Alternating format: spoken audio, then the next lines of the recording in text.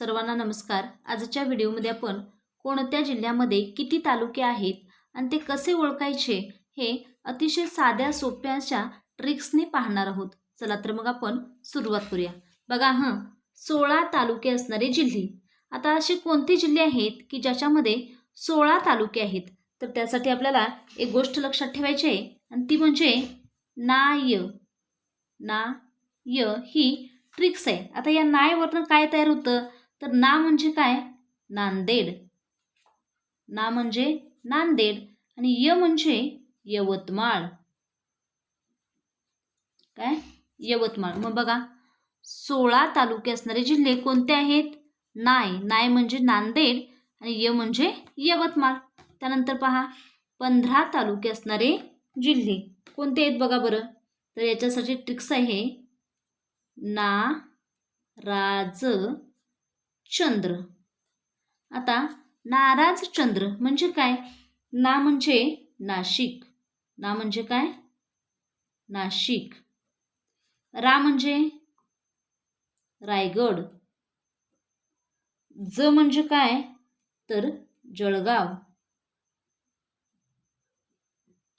आणि च म्हणजे काय? तर चंद्रपूर।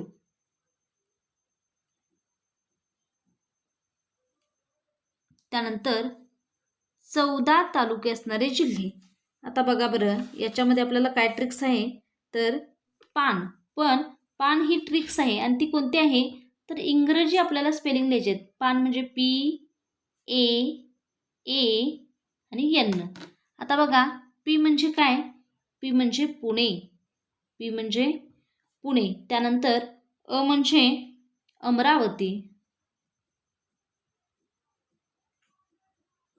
पुन्हा ए म्हणजे अहिल्यानगर।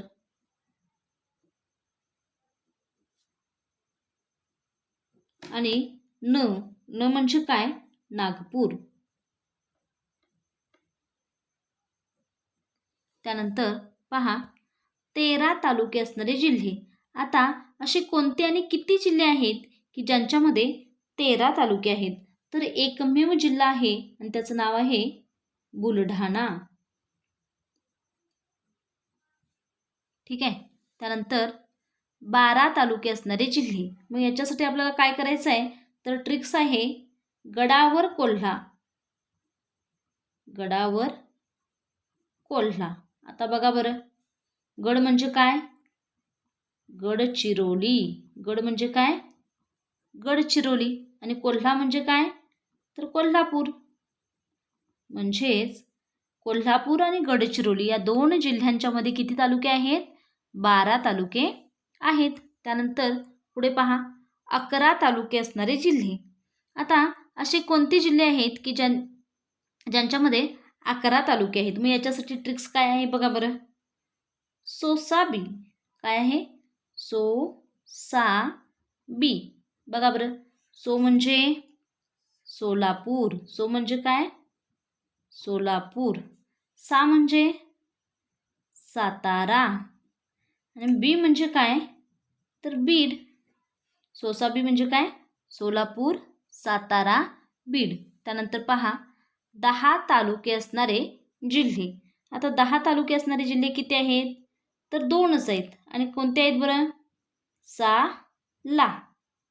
साला म्हणजे काय? सा म्हणजे सांगली। सा म्हणजे काय? सांगली। आणि ला म्हणजे काय? लातूर। ला म्हणजे लातूर। म्हणजे सांगली आणि लातूर या दोन जिल्ह्यांच्या मध्ये 10 तालुके आहेत। त्यानंतर पुढे पहा 9 तालुके असणारे जिल्हे। आता असे किती जिल्हे आहेत ज्यांच्यामध्ये 9 तालुके आहेत? तर बघा बरं याच्यासाठी काय ट्रिक्स आहे? छत्रपती